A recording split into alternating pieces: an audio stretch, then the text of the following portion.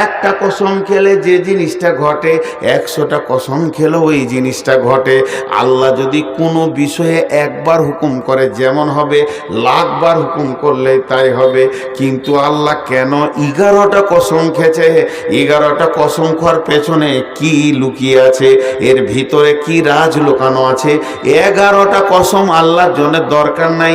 এখানে যতগুলোই লোক আছে নারী পুরুষ, এরা বুঝে নিয়েছে আল্লাহ যদি এখনই বলে আমি তোদেরকে কসম দিচ্ছি মজলিস ছেড়ে পালিয়ে যা, বাড়িতে যে ঘুমাগা, সব লোক চলে যাবে, আল্লাহর হুকুম মেনে নেবে, কেউ বসে থাকবে না। তা আল্লাহ কেন 10 বার বলছে? আল্লাহ তো 10 বার বলার দরকার নাই। আল্লাহ আমাদের চরিত্রের জন্য বলছে। আমাদের ফিতরাত খারাপ, আমাদের অভ্যাস খারাপ, একটা জিনিসকে ঘুরিয়ে ঘুরিয়ে ঘুরিয়ে ঘুরিয়ে ঘুরিয়ে ঘুরিয়ে পাপে ঢুকে আছি। আল্লাহ ওই গুরুত্ব বোঝানোর জন্যে এখানে একবার নয়, 2বার নয়, ছোট্ট মতো একটা কথা বলবে, কথাটা যদি মাপেন ফিতে দিয়ে 1 ইঞ্চি হবে না। আর 11টা কসম খেলেন। আর একবার কসমগুলো শুনে নেন। শামসি ওয়াল দুহাহা ওয়াল কামারি ইযা তালাহা ওয়ান নাহারি ইযা জাল্লাহা ওয়াল লাইলি ইযা ইয়াসাহা ওয়াস সামাই ওয়া মা বানাহা ওয়াল আরদি ওয়া মা তুহাহা ওয়া নাফসিন ওয়া মা সাওয়াহা ফাআলহামাহা ফুজুরাহা ওয়া তাকওয়াহা। এতগুলো কসম খাওয়ার পর আল্লাহ বলছেন قد أفلح من زكاها وقد خاب من دساها। 11টা কসমের পর 2টো ছোট কথা বললেন, কত গুরুত্ব। হে আমার আপনজন ভাই বন্ধু, ওরে আমার বেটি, আল্লাহর ওস্তা দিছি 3টে মিনিট কান করে শোন। জিন্দেগির রাস্তার দরজা খুলে যাবে। আমি হাত দুটি পা দুটি ধরে বলছি, পেয়াদাপুর মসজিদে যদি 10টা টাকা কালেকশন না হয় আর 3 জন যদি রাস্তা খুঁজে পায়, কমিটি যা চেয়েছে তার ডবল হয়ে গেছে। কি বললেন আল্লাহ এতগুলো কসমকে? ভাষাটা দেখেন, আল্লাহ বলছেন قد أفلح من زكاها وقد خاب من دساها। বেটিরে, আল্লাহ বলছে যে পবিত্র থাকবে বেঁচে যাবে, যে নাপাক থাকবে ফেঁসে যাবে। যে পবিত্র থাকবে বেঁচে যাবে, যে নাপাক থাকবে ফেঁসে যাবে। কিয়ামতের মাঠে যে পবিত্র থাকবে বেঁচে যাবে, যে নাপাক থাকবে ফেঁসে যাবে। আর জলসা করার দরকার নাই, এক্ষুনি উঠে যান, দৌড় মারেন নদীতে, দৌড় মারেন সাবমার্সেলে, কলে, পুকুরে, যার যেমন গোসলের জায়গা আছে, আর সাবান নিয়ে মাথা থেকে পা পর্যন্ত কুচলে কুচলে মহিলাগুলো তুলেলেন, দিয়ে পবিত্র হয়ে যাব। যে পবিত্র হবে সে বেঁচে যাবে, যে নাপাক থাকবে সে ফেঁসে যাবে। বাহ, এই কথাটা বলার জন্য 11টা কসম। এর ভিতরে কি তথ্য লুকানো আছে বন্ধু? একটা মিনিট শুনেন তথ্যটা।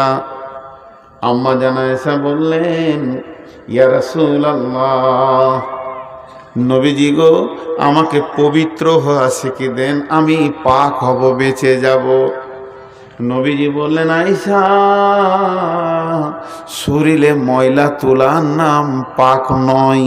আমার গায়ে যদি কুত্তার পেশাবও লেগে যায়, আমার জুব্বাটা যদি কুত্তার পেশাবও লেগে যায়, শুকরের পায়খানা লেগে যায়, আমি সাবান দিয়ে ধুলে পাক হয়ে যাবে। তাহলে আয়েশা রে, এই সাবান দিয়ে পবিত্র গায়ের ময়লা তোলার নাম পাক নয়। না পাক সব থেকে খতরনাক হচ্ছে এই যে 2 ইঞ্চির একটা হলার দেখছো, এই হলারে যত মাল ঢুকছে, মাল যদি হারাম ঢুকে যায় তাহলে বডিতে রক্ত মাংস তৈরি হয়ে যাবে রে। হালাল খোয়ার নাম হলো পাক। খবরদার হারাম না ঢুকে যায়। দাড়ি মারা টাকা ঢুকবে না, সুদের টাকা ঢুকবে না, জুয়ার টাকা ঢুকবে না, মদ ঢুকবে না, তাস লুডো দাবা খেলে, জুয়ো খেলে সেই টাকা নষ্ট হবে না। তোমার পেটে যেন হারাম না ঢুকে। কেউ যদি হারাম হারাম খেয়ে যায়, ওই হারামের রক্ততে মাংস হবে, হাড্ডি হবে। এই লোকটাকে নিয়ে গিয়ে যদি 7টা সমুদ্রেতে পানি দিয়ে সার্পে দিয়ে 3 মাস ধরে গোসল করানো হয়, চুবানো হয়, শরীরের চামড়া তো তুলে ফেলে দেওয়া হয়, ময়লা দুলের কথা, তারপরও পাক হবে না। এই লোকটাকে পাক করার জন্যে পানি আর সাবান পারবে না। একটা জিনিস আছে, সে পাক করে দেবে, ওটা হলো আল্লাহর জাহান্নামের আগুন। কারণ হচ্ছে সোনাতে খাদ ঢুকে গেলে যেমন আগুনে পুড়িয়ে অ্যাসিড দিয়ে ওর ভিতর থেকে খাদ বের করা হয়, যে লোকটা হারামখোর হবে পৃথিবীতে, ওর একমাত্র জাহান্নামের আগুনে খাদটা বের হবে। যখন ও সলিডটা দাঁড়াবে, আল্লাহ ওকে জান্নাতে দেবে, আর যতক্ষণ ওই হারাম লেগে থাকবে ওকে জাহান্নামের আগুনে পোড়াবে। এটা হলো বড় পবিত্র। এই জন্য আল্লাহ বলছেন যে না পাক থাকলো ফেঁসে গেল, আর যে পাক থাকলো বেঁচে গেল। এটা এই রকম গায়ের পাক সাবান পারফিউম আতরের কথা বলা হয়নি বন্ধুরে। আল্লাহ তাবারাক ওয়া তাআলা এরই জন্য বলছে, বেটি রে কাদ আফলাহা মান যাক্কাহা ওয়া কাদ খাবা মান দাসাহা।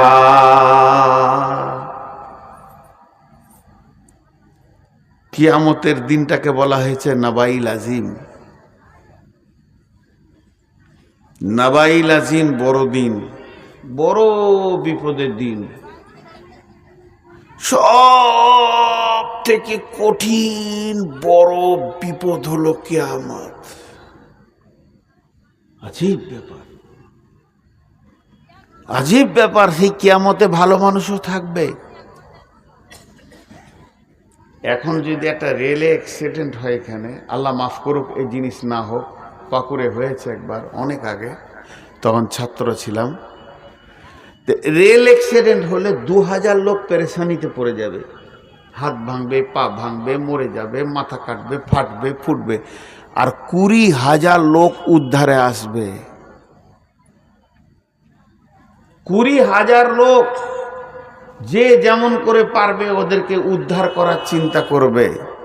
একটা বাস যদি এখানে অ্যাক্সিডেন্ট হয়ে যায়, তো 400 থেকে 200 থেকে 300 লোক বিপদে পড়ে গেছে। ফুল বাস 200 লোক ছিল, একবারে ভিড় ভাট্টা নিয়ে, কিন্তু 2000 লোক দৌড়বে, বাঁচা বাঁচা বাঁচা বাঁচা, হাত লাগবে। এখানে যদি একটা ডাম্পার ফেঁসে যায়, মন দিয়ে শুনেন, একটা ডাম্পার ফেঁসে যায়, তো পিছে থেকে ধর, সামনে ধর, ট্রাক্টর দে টান, অন্য গাড়ি লিয়ে টেনে দে, ওকে উদ্ধারের চিন্তা সবাই নিবে। আমার গাড়িটা রেল লাইন পার হতে পারছে না, শ্রোতারা বলবে দে রে দে, ঠেলে দে, ফেঁসে গেছে, ঠেলে দে, দিবে। কিন্তু কিয়ামত এমন একটা দিন, আল্লাহ বলে দিচ্ছেন, লা তামলিকু নাফসুন লিনাফসিন শাইআ ওয়াল আমরু ইয়াওমাইযিন লিল্লাহ।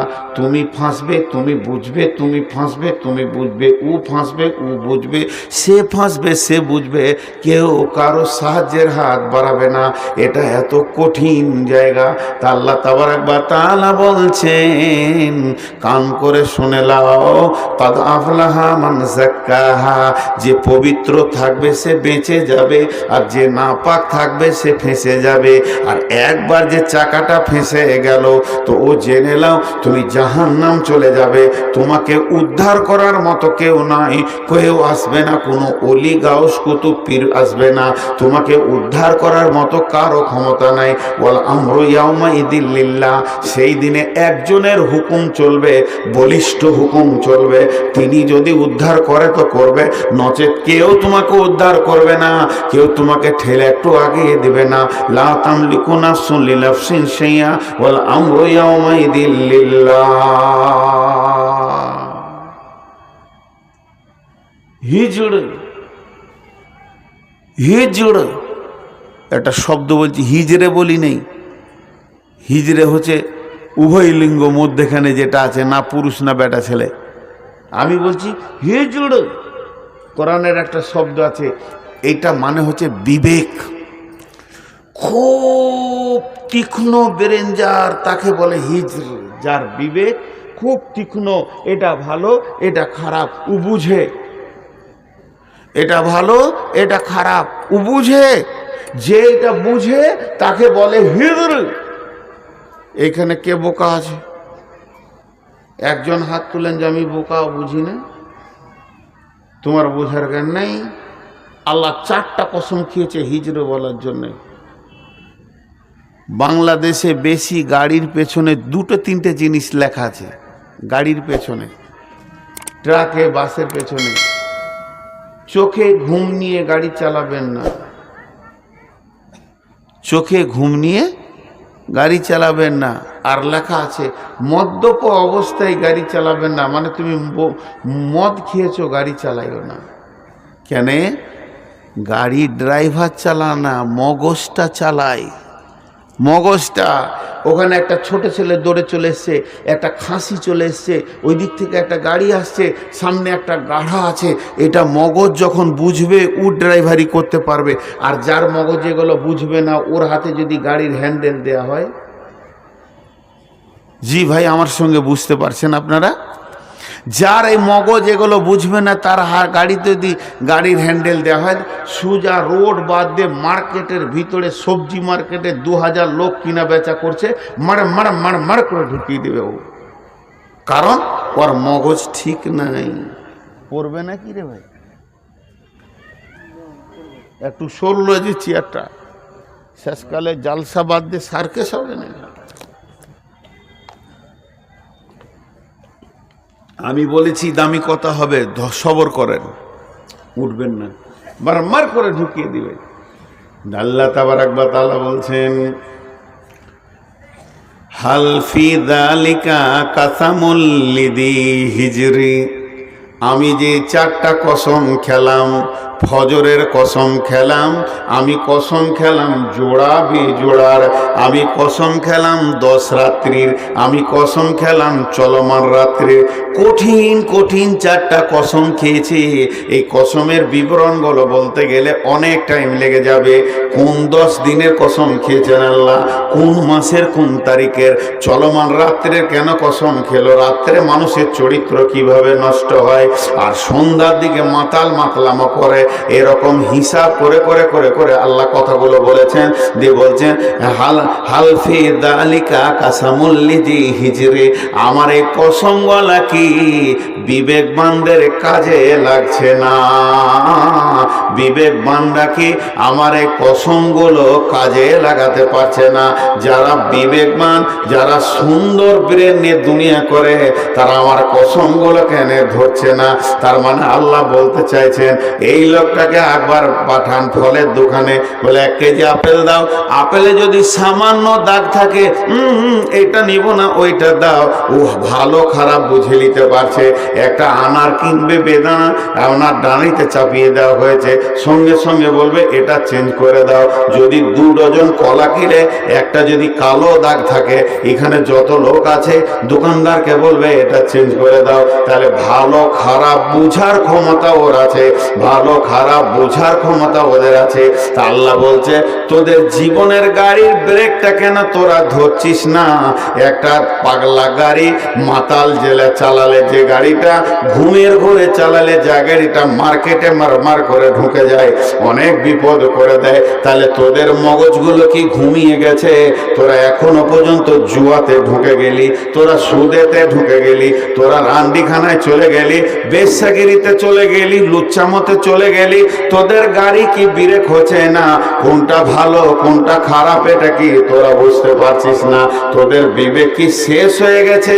তোরা মার্কেটে যখন যেছিস ভালো খারাপ চিনে নিছিস, তোরা যখন বউ দেখতে যেছিস কোনটা মেয়ে ভালো কোনটা খারাপ বুঝে নিছিস, তোরা যখন ছেলে দেখতে যেছিস কোনটা জামাই ভালো কোনটা খারাপ বুঝে নিছিস, তোরা যখন 1 কাপ চা খেয়েছিস, চাটা ভালো হয়নি খারাপ হয়েছে কিংবা ভালো হয়েছে বুঝে নিছিস।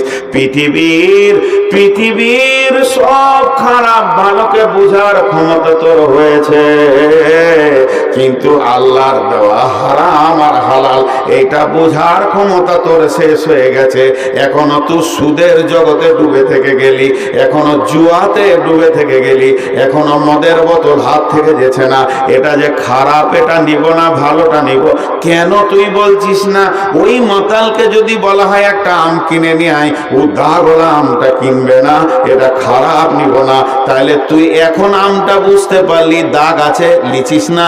আর 1 মিনিট আগে কেন বুঝতে পারলি না যে বোতলের মালটা খারাপ, এটা খাওয়া যাব না? আল্লাহ ওটাই বলছে, হে বিবেকবান, তোদেরকে যে বিবেকটা দিলাম ওই বিবেকটা দিয়ে দুনিয়ার সব কাজ করে নিলি, আমার হুকুমের বেলায় বোকা বেনে গেলি। তাই আল্লাহ বলছেন কে কামিয়াব আর কে নাকাম একদিন বুঝে আসবে। আম্মা আমান উতিয়া কিতাবাহু বিয়ামিনিহি ফাসাউফা ইউহাসাবু হিসাবান ইয়াসীরা। ওই কিয়ামতের মাঠে তোকে একদিন প্রাইমারি স্কুলের সার্টিফিকেট দিয়েছিল কে? Primary master. একবার দিয়েছিল হাই স্কুলের মাস্টার, একবার দিয়েছে কলেজের প্রিন্সিপাল, একবার দিয়েছে ইউনিভার্সিটির প্রিন্সিপাল, একবার MBBS করে সার্টিফিকেট নিয়েছিস, একবার FRCS করে সার্টিফিকেট নিয়েছিস, একবার সার্জারি করে সার্টিফিকেট নিয়েছিস, একবার LLB করে সার্টিফিকেট নিয়েছিস, আর একবার তুই PhD করে সার্টিফিকেট নিয়েছিস, একবার ইঞ্জিনিয়ারিং সার্টিফিকেট নিয়েছিস। তোর সার্টিফিকেট গাদা হয়ে গেছে, এগুলো কাজে লাগবে না। আমি আল্লাহ তোকে কিয়ামতের দিন যখন ডান হাতে সার্টিফিকেট দেব, তুই কামিয়াব কামিয়াব কামিয়াব। ওই কঠিন কিয়ামতের দিন, কঠিন কিয়ামতের দিন, কঠিন কিয়ামতের দিন মানুষ যেদিন নাফসি নাফসি করবে, তুই যখন ডান হাতে সার্টিফিকেট পেয়ে যাবি তখন কি হবে? আর তোর হিসাবটা আসান হয়ে যাবে। ফাআম্মান উতিয়া কিতাবাহু বিয়ামিনিহি ফাসাউফা ইউহাসাবু হিসাবান ইয়াসীরা ওয়া ইয়ানকালিবু ইলা আহলিহি মাসরুরা। তুই কত খুশি হবি রে! এরকম করে খালি লাফাবি আর কুদবি, জোরে জোরে লাফাবি আর আত্মীয়দেরকে বলবি আমি পাস, আমি পাস, আমি পাস, আমি পাস। তোকে সেই দিন তোর আনন্দ হবে, সেই দিনটাই হলো তোর আসল পাস। আর আম্মা মান উতিয়া কিতাবাহু ওয়ারাআযাহরিহি, আল্লাহ পেছন দিকে আঁধারে দেবে, এরকম করে ধরে লে রে ও বেঈমান, ধর। ওরে জমিরুল ফকিরুল সফিরুল মবিরুল, ধর ধর। হাসিনা জরিনা খাদিজা ভাবিবা, ধর। তোকে আমি সামনে আনবো না, তোর দিকে তাকাবো না, তোকে আমি দেখবো না, তোকে আন্ধারে সার্টিফিকেট দিব। যখন ও পেয়ে যাবে সার্টিফিকেট, বুঝে নেবে আমি নাকাম। যে নাকামটার কোনো শেষ নাই, সীমা নাই, নাকাম তো নাকাম, ফেল তো ফেল। তখন চিৎকার মেরে বলবে মত আয়, ইয়াদউ সুবুরা। মতকে ডাকবে। এখন মানুষ মত থেকে দূরে পালায় যে আমি কি করে বাঁচবো, কোথাও ওষুধ খাবো, কোন জায়গায় যাবো যে আমি বাঁচবো। সেই দিন মতকে ডাকবে। মতকে কেন ডাকবে? ও কিয়ামতের দিনে মতকে কেন ডাকবে? মনে মনে করবে মত একটা কাজ করতে পারে, মতের একটা ভালো গুণ আছে। সেটা কি?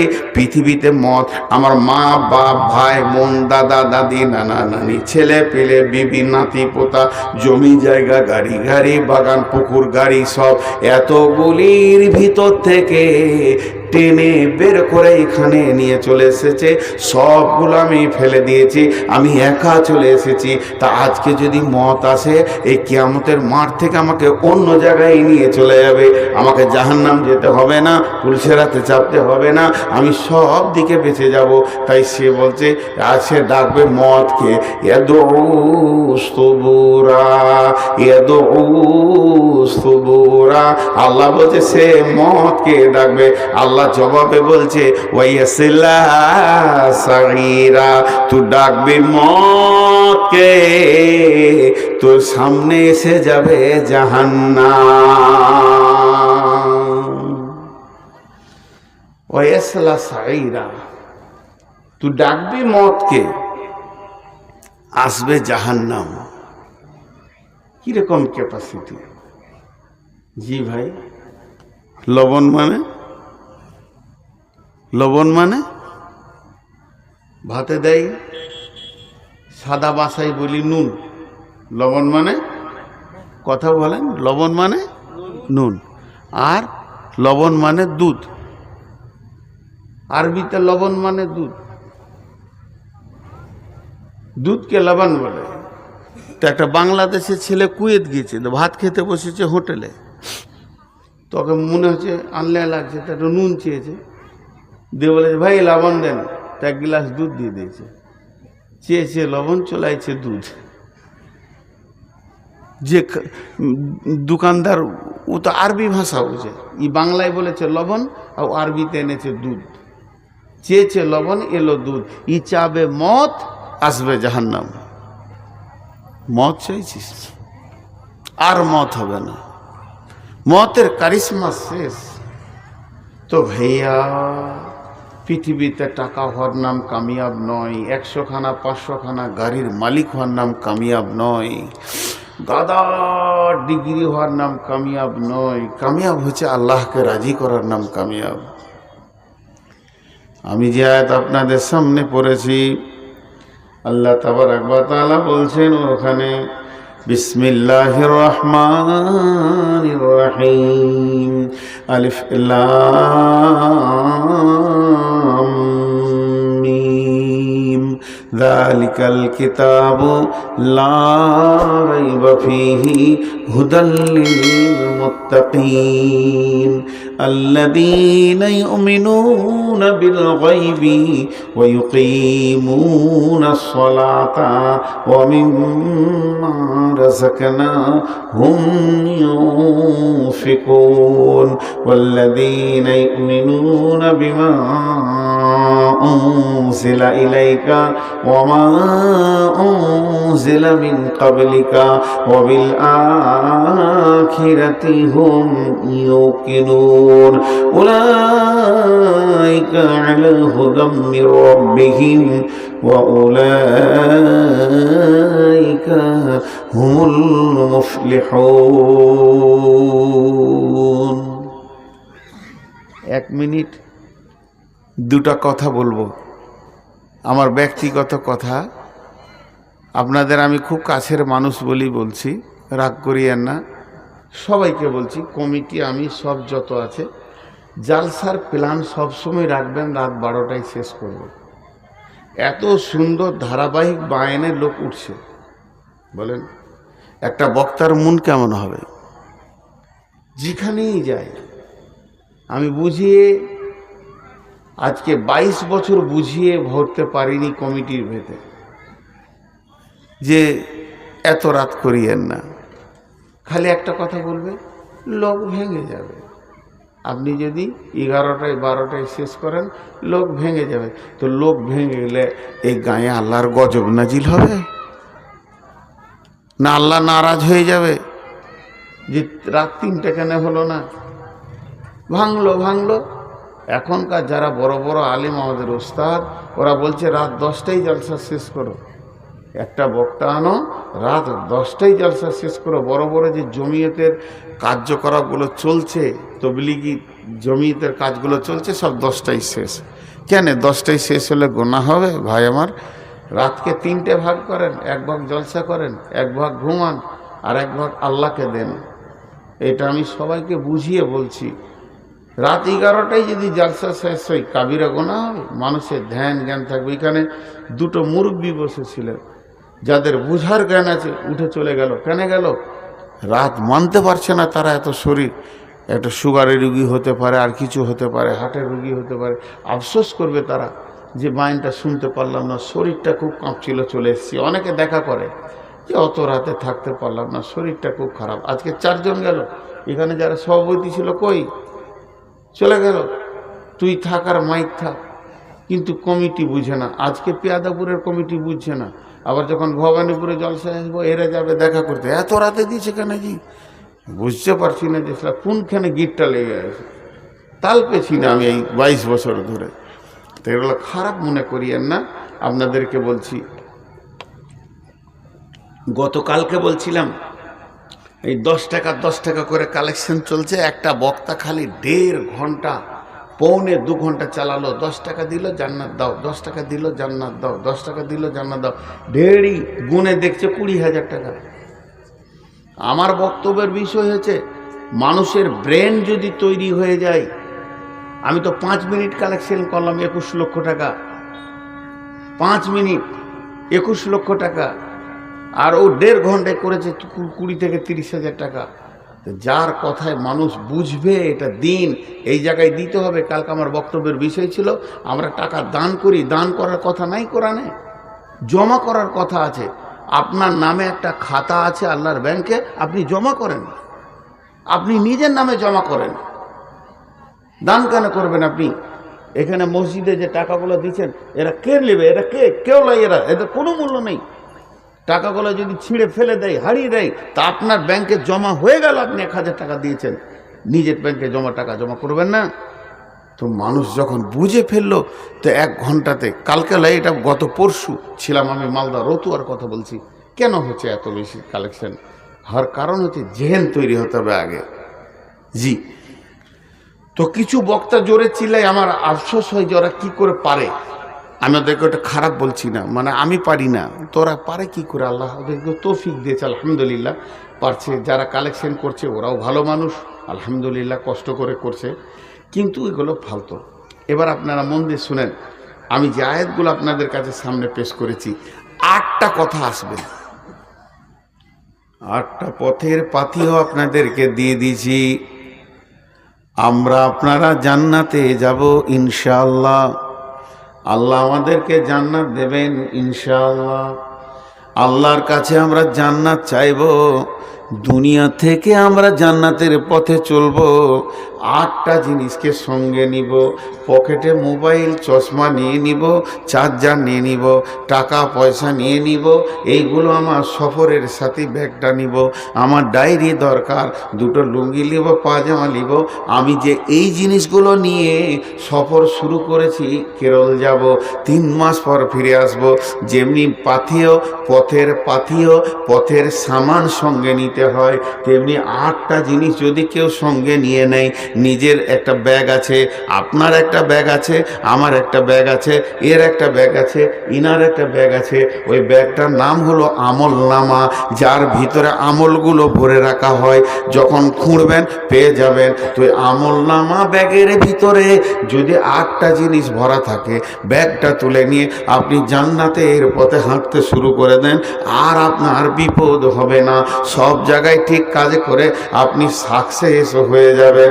বন্ধুরা আমার, এই যে একটা হাই রোড গেছে ধুলিয়ান ফারাক্কার ভিতর হয়ে, একবারে জঙ্গিপুর উমরপুর হয়ে গোটা বহরমপুরটাকে ফেড়ে দিয়ে চলে গেছে কলকাতা, আর কলকাতা থেকে 2টি হাই রোড বের হয়ে 2 ভাগে বিভক্ত হয়ে, একটা আসানসোলের ভিতর দিয়ে চলে গেছে দিল্লি, একটা খড়গপুরের ভিতর দিয়ে চলে গেছে মুম্বাই, ওই রকম একটা শিলিগুড়ি থেকে হাই রোড বের হয়ে আপনার পূর্ণিয়ার ভিতর দিয়ে চলে গেছে পাটনা দিল্লি। তাহলে ভারতবর্ষে কয়েকটা হাই রোড রয়েছে, যে হাই রোডে উঠলে আপনি তত্তর করে এক জায়গায় এগিয়ে যাবেন। তেমনি আমার আল্লাহ তার নবীকে দিয়ে যে জিনিসটা আমাদের কাছে পাঠিয়েছেন, এদিকে তাকিয়ে দেখেন, এই জিনিসের ভিতরে একটা হাই রোড আছে। ওই হাই রোডে যে উঠে যাবে, ওই হাই রোডে যে চড়ে নিবে, সে ধীরে ধীরে ধীরে ধীরে ধীরে জান্নাতে পৌঁছে যাবে। ওই রোডটা পৃথিবীর কোনো জায়গায় পাবেন না, কোরআনের ভিতরে রয়েছে। আল্লাহ রসুল বলে গেলেন, তোমাদেরকে 2টি জিনিস দিয়ে গেলাম, একটা হলো কিতাব আল্লাহ, একটা সুন্নতে রসুলি, তারাক্তু ফিকুম আমরাইনি লান তাজিল্লুহু মা তামাসসাকতুম বিহিমা। তোমাদেরকে আমি 2টা জিনিস দিয়ে গেলাম, ওই 2টিকে ধরে থাকবে, তুমি কোনোদিন গোমরা হবে না, তোমার পা পিছলে যাবে না, তুমি লাইন থেকে সরে যাবে না। রেলের যেমন 2টা লাইন, ওই লাইনটা দিয়ে দিয়েছি, একবারে পিয়াদুপুর থেকে নিয়ে জান্নাতের গেট পর্যন্ত, জান্নাতুল ফেরদাউসের গেট পর্যন্ত লাইনে চড়ে এলাও, হাঁটতে শুরু করো। সেই লাইন 2টা কি? একটা আল্লাহর কিতাব আর একটা রসুলের সুন্নত। এই 2টা নিয়ে যখন তুমি চলবে, তুমি কোথাও আটকাবে না, তোমাকে লাল সিগন্যাল দেয়া হবে না, জিজ্ঞেস করবে না কোথা যেছো, কেনে যেছো, ধীরে ধীরে তুমি জান্নাতে পৌঁছে যাবে। ওই হাই রোডটার ভিতরে রয়েছে। আল্লাহ তাবারাক ওয়া তাআলা বলছেন, তুমি পথের পাথেয় 8টা জিনিস নাও, তোমার ব্যাগে ভরে নাও। তোমার আমল নামা যে ব্যাগটা তুমি রেখে দেখেছো প্রত্যেকের লোকের একটা আমলনামা ব্যাগ আছে, আমার একটা ব্যাগ আছে। ওই ব্যাগটা নিয়ে আমি ভারত থেকে সৌদি আরব যাব। যদি ওই ব্যাগের ভেতরে সরকারের নিষিদ্ধ কোনো মাল থাকে, এয়ারপোর্টে ধরে আমাকে জেলে ভরে দেবে।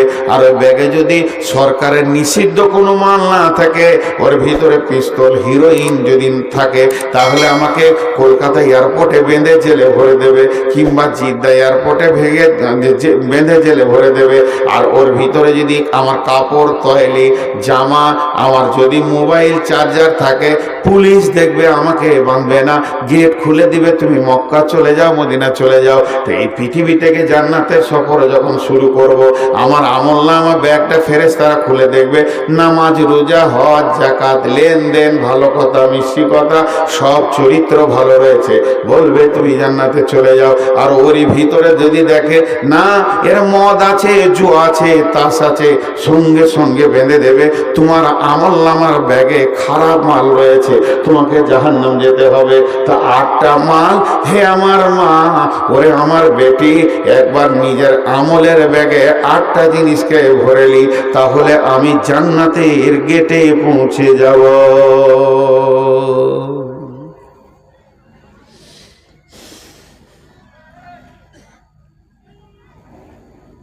সে 8টা কি আমি আপনাদেরকে গুনিয়ে দিছি এক এক করে। যালিকাল কিতাবু লা রাইবা ফীহি, যালিকাল কিতাবু লা রাইবা ফীহি। 1 নম্বরে তুমি এই কিতাবটার উপরে সন্দেহ করিও না। 1 নম্বরে এই কিতাবের উপরে কোনো সন্দেহ চলবে না। কিতাবটা 100-তে 100 সত্য কথা। আল্লাহ তাবারাক ওয়া তাআলা বলেছেন, ওয়া ইন কুনতুম ফি রাইবিম মিম্মা নাযালনা আলা আবদিনা ফাতু বিসূরাতিম মিন মিসলিহি। পৃথিবীর মানুষরে, ওয়াদউ শুহাদাআকুম মিন দুনিল্লাহি ইন কুনতুম সাদিকিন। তোমরা যদি সত্যবাদী হও, আল্লাহকে বাদ দিয়ে সারা পৃথিবীর বিজ্ঞানীরা এক জায়গায় জমা হয়ে একটা কোরআনের মতো সূরা লিখে দাও, দেখছি পারবে না, পারবে না, পারবে না। তাহলে এই কিতাবের ওপরে কোনো সন্দেহ করা যাবে না, তোমাকে দৃঢ় বিশ্বাস রাখতে হবে। কিতাবটা 100-তে 100% সত্য আছে, এর ভিতরে কোনো পরিমাণ মিথ্যা নাই। এই বিশ্বাসটা তোমাকে কিতাবের উপরে রাখতে হবে।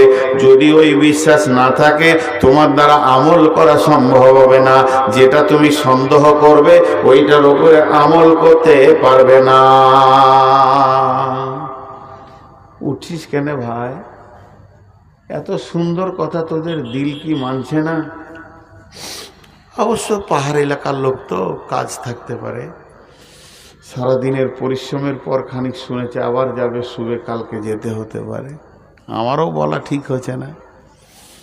তো কিতাবটার উপরে তোমাকে বিশ্বাস রাখতে হবে, নাহলে তুমি হেদায়েতটা পাবে কি করে? তারপরে বলছেন, হুদাল্লিল মুত্তাকিন। ওই রোডে চাপে যারা, তারা মুত্তাকি। তোমাকে আল্লাহ ভীরু হতে হবে। 2 নম্বরে কিতাবের ওপরে বিশ্বাসের পরে পরে তোমাকে মুত্তাকি হতে হবে।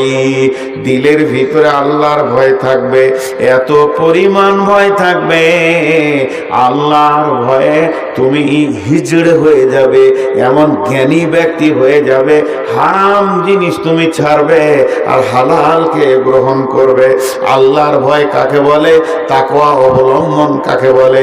যে ব্যক্তিটা হারাম থেকে হালালে চলে এলো, ওর মতো আল্লাহ ভীতু কেউ নাই। একটা মানুষ মদ কখন ছাড়বে, জুয়া কখন ছাড়বে, সুদ কখন ছাড়বে? তার ভিতরে যখন আল্লাহর ভয় ঢুকে যাবে, আমার রবের কাছে আমাকে যেতে হবে, হিসাব দিতে হবে। আর এই হারাম কাজে আর কতদিন আমি ঢুকে থাকবো, সে তওবা করবে, আল্লাহর কাছে কাঁদবে। এই খোদা ভীরুরা, আল্লাহ ভীরুরা, আল্লাহকে ভয় করে। আল্লাহ তাবারাক ওয়া তাআলা বলছেন হুদাল লিল মুত্তাকিন, তোমাকে মুত্তাকি হতে হবে, আল্লাহ ভীরু হতে হবে, তবেই তুমি হেদায়েত পাবে, তবেই তুমি জান্নাতের রাস্তা পাবে। আল্লাহ ভীরু হতে হবে। এক নম্বরে কিতাবটা বিশ্বাস করতে হবে, দ্বিতীয় নম্বরে আল্লাহ ভীরু হতে হবে। আল্লাহ ভীরু হলে কি হয়? হযরত উমর নিজের ঘরে বসে আছে, সুবহানাল্লাহ, 6টা বক্তব্য আমাদের গায়ে জলসা। আরে আমাকে নিয়ে আবার 7টা। আমাদের গায়ে একটা কথা বলছি শুনেন। হযরত তোমার এমনি করে লিখছে, একা রাতে বসে বসে লিখছে, হিসাব করছে কত খরচা হলো, কত আছে, আর কত টাকা বাকি আছে, কত খরচা গেল, এই মিললো, এটা মিলছে না, এটা কেন হলো, হিসাব করছে। আর ওনার সামনে একটা প্রদীপ জ্বলছে। আগেকার যুগে বলতেন আপনাদের এলাকার লোক চেরাগ, সেই চেরাগ জ্বলছে, ভালো ভাষা হলো প্রদীপ, দীপ দীপ দীপ দীপ করে জ্বলছে। ওর হিসাব চলছে। এমন সময় একজন এসে বলছে, আসসালামু আলাইকুম। ওয়ালাইকুম সালাম। কে ভাই? আমি বহু দূর থেকে এসেছি। কি দরকার? তুমি কি কাজে এসেছো? সরকারি রাষ্ট্রীয় কোনো কাজ না, ব্যক্তিগত আপনার সঙ্গে আলাপ করব, দুটো কথাবার্তা বলবো, ওই লেগে এসেছি। সরকারি কোনো কাজ নিয়ে আসেনি, তাই আপনার কাছে এলাম, একটা সময় পেয়েছি, দিকে এলাম, তো একবার দেখা করিলে আমিরুল মুমিনিনকে দুটো কথাবার্তা বলে লেগে এলাম। আমিরুল মুমিনিনকে যখনই বললে যে আমি নিজের ব্যক্তিগত কাজে দেখা করতে এসেছি, উনি তখন কি করলেন, চেরাগটাকে নিমিয়ে দিলেন। আঁধার ঘুটঘুটি হয়ে গেল। যে বলছে, বন্ধু বসো, গল্প করি। লোকটা বলছে, এটা লোকটা কত বিয়াদব, আঁধারে গল্প করব বলছে। আমি একটা মেহমান, ওর কাছে এলাম, বরং আঁধার থাকলে বলবে চেরাগ জ্বালা, বেটিকে ডাকবে, মা খাদিজা চেরাগটা জ্বালিয়ে দাও, আমার মেহমান এসছে, বন্ধু এসেছে। অথচ ওর চেরাগ জ্বলছিল, জ্বলা চেরাগকে নিমিয়ে দিয়ে বলছে গল্প করব। এটা কেমন লোক? এ তো বেয়াদব লোক। তখন ও মনে মনে বিষিয়ে যেছে, এই লোকের সঙ্গে কি করে গল্প করব? লোক তো বলছে দামি মানুষ, উমারের মতো দামি মানুষ নাই, খুব ইনসাফ মানুষ, কিন্তু লোকটার ভিতরে ভদ্রতা খুঁজে পেছি না।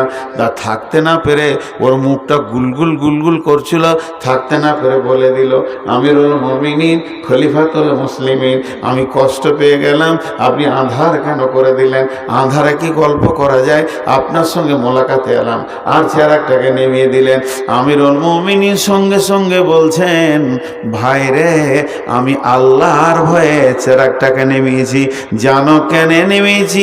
তোমাকে প্রথমেই জিজ্ঞেস করলাম তুমি কি কাজে এসেছো? ব্যক্তিগত কাজ না, সরকারি রাষ্ট্রীয় কাজ, দেশের কাজ। তুমি বললে আমি ব্যক্তিগত কাজে এসেছি, তাই আমি চেরাগটা নেমিয়ে দিলাম। আমি যে লেখালেখি করছিলাম, খাতাতে যে হিসাবটা করছিলাম, ওইটা সরকারি হিসাব করছিলাম। কত আয় ব্যয়, বাইতুল মালে মালের কি অবস্থা রয়েছে এটা দেখছিলাম। আর ওই চেরাগে যে তেলটা আছে ওটা সরকারি তেল, তাই সরকারি তেলটা জ্বালিয়ে সাধারণের তেল দিয়ে সাধারণের হিসাব করছিলাম। আর তুমি বলছো ব্যক্তিগত বন্ধুত্ব করব। আমি আল্লাহর ভয়ে সরকারের মাল পুড়িয়ে কারোর সঙ্গে বন্ধুত্ব করতে পারবো না। আমার অতটা সাহস নাই তোমার সঙ্গে আমি বন্ধুত্ব করব আর সরকারের মাল পোড়াবো, এটা আমার দ্বারা সম্ভব হবে না। এর জন্য আল্লাহ বললেন হুদাল লিল মুত্তাকিন। ওমর যেমন আল্লাহর ভয়ে এতটুকু হারাম আর হালালকে বুঝেছে, তোমরা কি বুঝবে না? যদি তুমি জান্নাতে যেতে চাও, প্রথমে কিতাবটা বিশ্বাস করো, তারপরে আল্লাহর ভয়কে অবলম্বন করো। তোমার দিকে আল্লাহ দৃষ্টি আছে, তোমাকে আল্লাহ দেখছে, তোমার দিকে আল্লাহ তাকিয়ে আছে, এই দিকটা তুমি অবলম্বন করো। দেখো তুমি ধীরে ধীরে ধীরে ধীরে জান্নাতের দিকে আগাচ্ছ। এই ডিমওয়ালা আয়, একটা ডিম দে। কত দাম নিবি? আয় চলে আয়, আমাকে একটা দিয়ে যেত। চলে আয় সিধা, অনেকক্ষণ থেকে ঘুরছিস ওই দিকে। ভাইয়া জিনিসগুলো একটু বোঝার চেষ্টা কর। ওদের কথায় পালাবি না, আমি ডাকছি তো আয়, তোর ডিম বের করে ছাড়বো আমি। পেটে পা দিব, তার যত ডিম আছে ভুড় ভুড় করে বেরিয়ে যাবে। কটা বিয়ে করেছিস তোরা? এত চাপ কেন সংসারে? রাত 12টায় বিজনেস করছিস। ও আল্লাহ, লোক উঠে গেছে গো, কি মনটা খারাপ হয়েছে। ওরা চলে গেল দুজন। খানিক চোখ মুজি, কেউ যদি পালাইতে পালাক। এখন দেখলি তো আমি বলছি। তো এ হলো ধীরে ধীরে পথ ধরে আগানো। এরপরে বলছেন আল্লাযীনা ইউমিনুনা বিল গায়বি, আল্লাযীনা ইউমিনুনা বিল গায়বি, আল্লাযীনা ইউমিনুনা বিল গায়বি। এমন কিছু জিনিস আছে যা দেখা যায়নি, দেখা যাবে না। যতদিন কিয়ামত না হবে ওই জিনিসের ওপরে চোখে দেখার মতো বিশ্বাস রাখতে হবে। সেটা কি? আল্লাহ আছি বিশ্বাস রাখতে হবে, ফুলসেরাত আছি বিশ্বাস রাখতে হবে, জাহান্নাম আছে, আগুন আছে বিশ্বাস রাখতে হবে, জান্নাতকে আঙ্গুর দিয়ে সাজিয়ে দিয়েছে বিশ্বাস রাখতে হবে, কবরের আযাব আছে বিশ্বাস রাখতে হবে, যতগুলি ফেরেশতা আছে বিশ্বাস রাখতে হবে। এই যে জিনিসগুলো দেখা যায়নি, দেখা যাবে না, বন্ধুরা আমার, এইগুলিকে বিশ্বাস রাখতে হবে। আল্লাহ বলছেন আল্লাযীনা ইউমিনুনা বিল গায়বি, গায়বের উপরে, অদৃশ্যর উপরে, যা দেখা যায়নি তার উপরে 100তে 100 বিশ্বাস রাখতে হবে। গায়েবের উপরে বিশ্বাস। আল্লাহ সূরা মুলকের মধ্যে বলছেন ইন্নাল্লাযীনা ইয়াখশাউনা রাব্বাহুম বিল গায়বি লাহুম মাগফিরাতুন ওয়া আজরুন কাবীর। যে ব্যক্তি আল্লাহকে ভয় করলো, দেখলো না গায়েবে আমার রব আমাকে মারবে, আমার রব আমাকে জাহান্নাম দেবে, আমার রব আমাকে জান্নাত দেবে, ওই ভয়ের কারণে গুনাহ ছেড়ে দিল, আল্লাহকে ভয় করলো, আল্লাহ বলছেন সে কিয়ামতের দিন বেঁচে যাবে। শুধু বেঁচে যাবে না, আজরুন কাবীর, তাকে বড় বদলা দেওয়া হবে। এমন বড় বদলা সে ভাবতে পারবে না, জান্নাতের মেহমান বানিয়ে দেওয়া হবে। এই যে মজলিস চলছে, আপনারা শুনছেন, আপনাদের দিলে কি কথা বলছে আমি জানি না। এই বায়ান শুনতে শুনতে দিলটা কি বলছে আমি জানি না, কিন্তু আল্লাহ জানে, আল্লাহ জানে। আল্লাহ বলছে ফেরেশতাদেরকে, আরে এই মজলিসে বেশ কয়েকটা লোক রয়েছে, মনের ভিতরে বলছে কি জানিস, আর গুনাহ করব না, আর গুনাহ করব না, সোজা পথে চলে আসবো। আল্লাহ বলছে বল, ওই লোকটা কি আমাকে দেখেছে? বলে না। আমার জাহান্নামকে দেখেছে? বলে না। আমার জান্নাতকে দেখেছে? বলে না। তোর মতো ফেরেশতাকে দেখেছে? বলে না। তাহলে ওর দিলে কত বিশ্বাস আছে, শুধু কোরআনের কথা শুনে, আমার কথা শুনে চোখের পানিতে কাঁদছে। ফেরেশতারে তুই সাক্ষী থেকে যা, জীবনে যত গুনাহ করেছে আমি মাফ করে দিলাম, ওকে ক্ষমা করে দিলাম, আর গুনাহগুলোতে নেকিতে পরিণত করে দিলাম। যে লোকটা আল্লাহকে দেখলো না, অথচ আল্লাহর ভয়ে থরথর করে কাঁপছে, গভীর রাত্রিতে উঠে বলছে আল্লাহ মাফ করে দাও, ক্ষমা করে দাও, আমার মতো গুনাহগার আসমানের নিচে জমিনের উপরে আর নাই, তোমার নাফরমানি করেছি। আল্লাহ তাবারক ওয়া তাআলা বলছেন যে আমাকে দেখলো না অথচ এত কাঁদলো, ওই লোককে আমি মাফ করে দেব, ওর গুনাহগুলো নেকিতে পরিণত করে দেব। আল্লাহ আল্লাহ আল্লাহ আল্লাহ আল্লাহ। গায়েবের উপরে ঈমান রাখতে হবে, গায়েবের উপরে ঈমান। আছে কিনা বুঝবেন কি করে? কার ইমান আছে কার নাই বোঝার ক্ষমতা নাই, বোঝার ক্ষমতা নাই, বোঝার ক্ষমতা নাই। কার ইমান আছে কার নাই বোঝার ক্ষমতা নেই। কিন্তু দুটো জিনিস যদি চোখে দেখতে পান তা আপনি সাক্ষী দেন যে লোকটা ইমানদার। আমাকে যদি কেউ জিজ্ঞেস করে যে অমুক লোকটা কেমন, আমি বলবো ইমানদার, ইমানদার লোক। কি দেখে বলবো? দুটো জিনিস দেখে আমি ইমানদার বলতে পারি। বাকি জান্নাত জাহান্নাম ওকে আল্লাহ দেবে কিনা সেটা আল্লাহ জানে। সেই দুটা কি? এই জমিনটা চাষ দিয়ে আছে, ঘন করে মাটি চাষ দিয়ে দিয়েছে। আমি দাঁড়িয়ে আছি, এই দুই ভাই দাঁড়িয়ে আছে।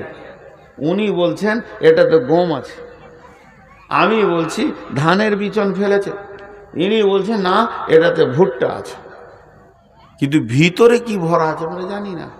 কিন্তু বলেন যখন অঙ্কুরটা বেরিয়ে যাবে, গাছের কচি ডালটা বেরিয়ে দুটা পাতা মেলে দিবে এমনি করে, তখন আর সন্দেহটা থাকবে?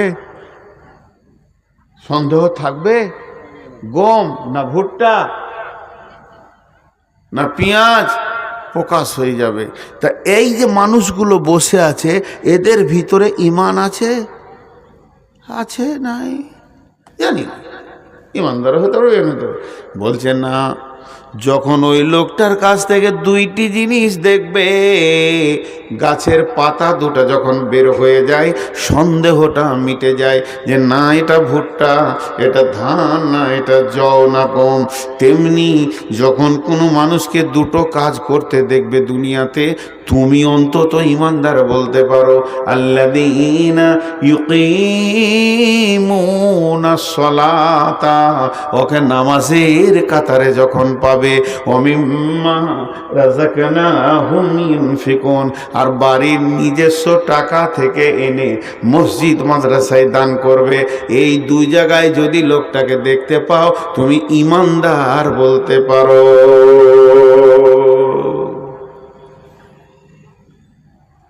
জি, একটা কথা তিনবার বলবো, মাথায় ভরেলেন।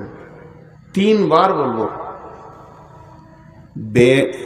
বেঈমানের দ্বারা ভুলবশত অনেক নেকির কাজ হয়ে যেতে পারে, কিন্তু নামাজ পড়ার মতো কাজটা করতে পারবে না। বেঈমান ভুল করে নেকির কাজ অনেক অন্যান্য করে নিতে পারে, কিন্তু নামাজ পড়ার মতো নেকিটা করতে পারবে না। একটা বেঈমান ভুল করে অনেক নেকির কাজ করে নিতে পারে, কিন্তু নামাজ পড়ার মতো নেকিটা করতে পারবে না।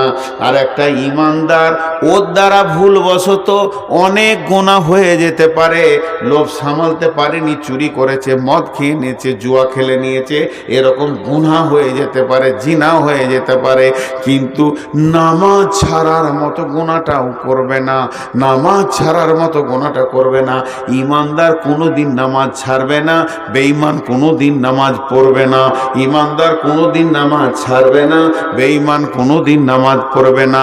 অতএব আল্লাহ বলছেন, যাকে তুমি নামাজের কাতারে দেখছো, অন্তত ওকে ঈমান আছে এটা বলতে পারো। ঈমান মানে আল্লাহর উপরে বিশ্বাস। ঈমান মানে আল্লাহর উপরে বিশ্বাস। একটা কথা, আপনি পিয়াদাপুর বাড়ি, নিয়ত করেছেন যে কেরল যাব, সৌদি আরব যাব, 3 মাস পর চলে আসবো, বেশি দিন থাকবো না। 3 মাসের জন্য যেছেন, আর আপনার কাছে 2 লক্ষ টাকা আছে, 50,000 টাকা আছে, এতটি টাকা বাঁধা আছে। আপনি মনে করছেন টাকাগুলা কাকে দিয়ে যাবো রে, সাথে করে তো নিয়ে যাওয়া যায় না, কাকে দিব? আমার প্রশ্নের উত্তরটা দিবেন। আপনাদের একটু সাউন্ড শুনতে চাইছি। কাকে দিব? ছেলে দেখে দিচ্ছে না, যারা ভাগ করে নেবে। ছেলেরা ভালো, কিন্তু আপনি চাইছেন এটা আমার দুঃখ সুখের লেগে, সময়কালের লেগে রাখছি। তো মনে মনে নিয়ত করলেন যে গ্রামে একটা হাজি সাহেব আছে আব্দুল সালাম নাম, পরেশগার দিনদার মানুষ, 5 ওয়াক্ত নামাজ পড়ে, ওকে দিব। ওর কাছে দিয়ে রেখে দিলেন, ভাই আমি 3-4 মাসের জন্য সৌদি চললাম, টাকাটা তোমার কাছে থাকলো, আমি যেদিন আসবো সেদিন টাকাটা নিব, আর যদি শোনো যে আমি মারা গেছি, এই টাকার মালিক আমার বেটা বেটিকে তুমি দিয়ে দিও। আমার প্রশ্ন, যে লোকটা সৌদি গেছে সেই লোকটা হাজি সাহেবকে টাকা আগে দিবে না পরে বিশ্বাস করবে, না আগে বিশ্বাসটা হবে যে টাকা দিবে? আগে বিশ্বাস না আগে টাকা দেওয়া? আগে বিশ্বাস। বিশ্বাস আছে বলেই টাকাটা দিবে ওকে, তাহলে আগে বিশ্বাস। এবার বলেন, এই জায়গায় যে টাকাটা দিচ্ছেন, আপনি এলেন, এটা আপনার কাছে 1000 টাকার নোট, 2000 নোট, 5000-এর নোট, এবার নিয়ে আসার পর এই জায়গায় টাকাটা কে দিবে? আল্লাহর উপরে যার বিশ্বাস আছে তাকে দেবে। এদেরকে বিশ্বাস করার দরকার নাই, এরা মানুষ, আজ আছে কাল নাই, বেঈমানি ইমানদারি সবই করতে পারে। আল্লাহ বলছে ওর যদি বিশ্বাস আমার উপরে থাকে, টাকাটা এইভাবে ফেলে দেবে, চুপ করে নেবে, আমার সঙ্গে বুঝে নেবে। যে টাকা দিতে পারছে না, টাকা থাকা তো দিতে পারছে না, জানতে হবে তার আমার প্রতি বিশ্বাস নাই। আল্লাহ তাবারাক ওয়া তাআলা কোরআনে বলেছেন ইনফিকু, মানে তোমরা দান করো, খয়রাত করো। আল্লাহ দানের কথা বলেছেন। আবার আল্লাহ বলেছেন ইখরিজুল্লাহ কারদান হাসানা, তুমি আল্লাহকে উত্তম ঋণ দাও। এটা কিন্তু ঋণ। আল্লাহ কোনোদিন আমাদের দানের অপেক্ষা করে না। আল্লাহ গরিব নয় যে আল্লাহর অভাব চলছে দান করতে হবে। আল্লাহ ঋণ চাইছেন। ঋণ কেন চাইছেন? আল্লাহর কি অভাব? জি না। আপনি যদি আমাকে আমানত দেন, 2 লাখ টাকা আমানত দিয়েছেন, আমার ঘরে আগুন লেগে গেছে, বন্যায় আমার ঘর ভেঙে চলে গেছে, আমার ঘরে ডাকাতি হয়েছে, ওই মালটা যদি ডাকাতি হয়ে যায় আর আপনি ফেরত পাবেন না, আমার ঘর যদি বানে ভেঙে চলে যায় তাইলে আর ফেরত পাবেন না। এর নাম আমানত। ধ্বংস হলে পাওয়া যায় না। আর ঋণ, আপনি আমাকে 2 লাখ টাকা কেন 10 টাকা ঋণ দিয়েছেন, আমার ঘর বন্যায় ভেঙে ধুয়ে চলে গেল, ঘরে আগুন লেগে সব পুড়ে গেল, ডাকাতি হয়ে গেল, কিন্তু ঋণ আপনি একদিন পেয়ে যাবেন। আল্লাহ এটা আমাদেরকে বোঝানোর জন্য বলছে, তোরা আমাকে যেটা দিচ্ছি সেটা ঋণ। ইকরিজুল্লাহ কারদান হাসানা, ভালো ঋণ। তোদের এই ঋণটা আমি একদিন পরিশোধ করব, সেদিন তুই কত আনন্দ হবি। সেই অভাবের দিনে তোর ঋণটা আমি তোকে দিব। ওরে আমার বন্ধুরে, আল্লাহ তাবারাক ওয়া তাআলা বলছেন ওই লোকটাকে তুমি ঈমানের সাক্ষী দিতে পারো যে আল্লাহর প্রতি ঈমান এনেছে, গায়েবের প্রতি ঈমান এনেছে, যার 2টি অঙ্কুর বেরিয়ে গেছে। 1 নম্বর হলো যে মসজিদে নামাজের কাতারে যাকে পাওয়া যাচ্ছে, আর 2 নম্বরে হলো যেখানে দান খয়রাত চলছে ওই জায়গায় যাকে পাওয়া যাচ্ছে। যে ব্যক্তিটা দান করে নিশ্চয়ই জানতে হবে তার আল্লাহর উপরে ঈমান আছে। আর যে ব্যক্তিটা মসজিদের কাতারে ধারে পশ্চিম দিকে সাজদা করে, জানতে হবে ওর ঈমান আছে। এর জন্য আল্লাহ বলছেন প্রথমে গায়েবের উপরে ঈমান আন, তারপরে এই আমল 2টা কর। মোট 5টা বলা হয়ে গেল। 1 নম্বরে হলো কিতাবটার উপরে বিশ্বাস রাখতে হবে। 2 নম্বরে মুত্তাকি হতে হবে, পরেশগার হতে হবে, তাকওয়া অবলম্বন করতে হবে। 3 নম্বরে হলো আল্লাহর প্রতি বিশ্বাস, গায়েবের প্রতি বিশ্বাস, জান্নাতের প্রতি বিশ্বাস, জাহান্নামের প্রতি বিশ্বাস, অদৃশ্যের উপরে বিশ্বাস রাখতে হবে। 4 নম্বরে হলো নামাজ আদায় করতে হবে। 5 নম্বরে হলো নিজের রুজি থেকে আল্লাহর রাস্তায় দান করতে হবে।